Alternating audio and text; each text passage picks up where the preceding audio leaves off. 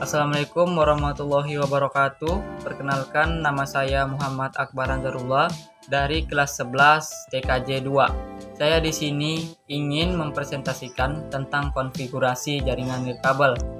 Konfigurasi jaringan nirkabel terdiri dari beberapa langkah yang harus kita ikuti. Berikut adalah langkah-langkah umum untuk mengkonfigurasi jaringan nirkabel. 1. Persiapkan perangkat keras yang dibutuhkan seperti router. Router adalah perangkat umum yang akan mengatur jaringan nirkabel. Komputer atau perangkat yang akan terhubung ke jaringan nirkabel. 2. Sambungkan router nirkabel ke modem menggunakan kabel internet. 3. Akses panel administrasi router. Buka browser web di komputer yang terhubung ke router nirkabel dan masukkan alamat IP default router pada bilah alamat. 4. Masukkan detail login pada panel administrasi router. Kita akan diminta untuk memasukkan nama pengguna dan kata sandi. 5. Konfigurasi SSID. SSID adalah nama yang diberikan pada jaringan nirkabel kita. 6.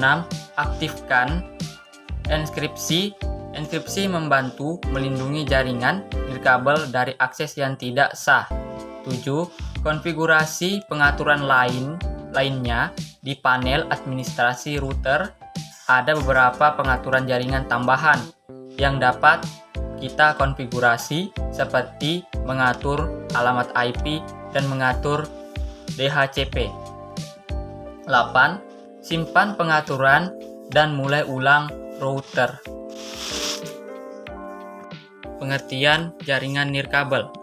Jaringan nirkabel adalah jenis jaringan komunikasi yang menggunakan sinyal radio gelombang mikro atau inframerah untuk mentransmisikan data antara perangkat-perangkat komputer tanpa menggunakan kabel fisik. Dalam jaringan nirkabel, perangkat-perangkat seperti komputer atau laptop, smartphone, atau perangkat lainnya dapat saling terhubung dan berkomunikasi tanpa perlu mengandalkan kabel atau konektor fisik.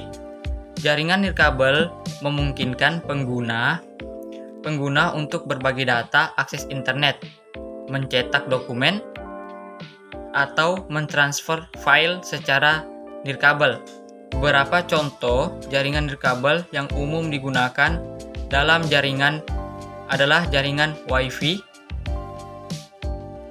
jaringan seluler seperti 3G, 4G, atau 5G, jaringan Bluetooth, dan jaringan satelit. Keuntungan utama dari jaringan nirkabel adalah mobilitas yang tinggi. Namun, jaringan nirkabel juga memiliki beberapa kelemahan. Sinyal nirkabel dapat berpengaruh dengan gangguan dan hambatan fisik seperti dinding, jarak, atau interferensi elektromagnetik. Lanjut, jenis-jenis jaringan nirkabel. Ada beberapa jenis jaringan nirkabel yang umum digunakan. Berikut adalah beberapa di antaranya. 1. Wi-Fi. Wi-Fi adalah jaringan nirkabel yang menggunakan teknologi radio untuk menghubungkan perangkat elektronik seperti komputer, smartphone, dan tablet ke internet dan jaringan lokal tanpa menggunakan kabel. 2. Bluetooth. Bluetooth adalah jaringan nirkabel yang biasanya digunakan untuk menghubungkan perangkat elektronik dalam dalam jarak yang pendek seperti handset, nirkabel, speaker, keyboard, dan mouse. 3. 3G, 4G, 5G. Ini adalah jenis jaringan seluler yang digunakan oleh ponsel dan perangkat seluler lainnya. Jaringan seluler memungkinkan perangkat untuk terhubung ke internet dan melakukan panggilan suara melalui sinyal seluler. 4. Satelit. Jaringan nirkabel satelit menggunakan satelit komunikasi untuk mengirim dan menerima sinyal. 5. NFC. NFC adalah teknologi jaringan nirkabel yang digunakan untuk pertukaran data antara perangkat elektronik yang berada dalam jarak yang sangat dekat. 6. WiMAX. WiMAX adalah teknologi jaringan nirkabel yang memungkinkan koneksi internet nirkabel dengan jangkauan yang lebih luas dibandingkan WiFi. 7. LoRa. LoRa adalah teknologi jaringan nirkabel yang dirancang khusus untuk aplikasi internet. LoRa menggunakan frekuensi radio rendah, daya yang memungkinkan transmisi data dalam jarak yang jauh dengan konsumsi daya yang rendah. Lanjut, karakteristik perangkat jaringan nirkabel indoor dan outdoor. Perangkat jaringan nirkabel untuk penggunaan dalam ruangan indoor dan luar ruangan outdoor memiliki karakteristik yang berbeda. Berikut adalah beberapa perbedaan utama antara keduanya. Perangkat jaringan nirkabel indoor. 1. Jangkauan. Perangkat jaringan nirkabel indoor umumnya memiliki jangkauan yang lebih terbatas dibandingkan dengan perangkat outdoor. 2. Daya tahan.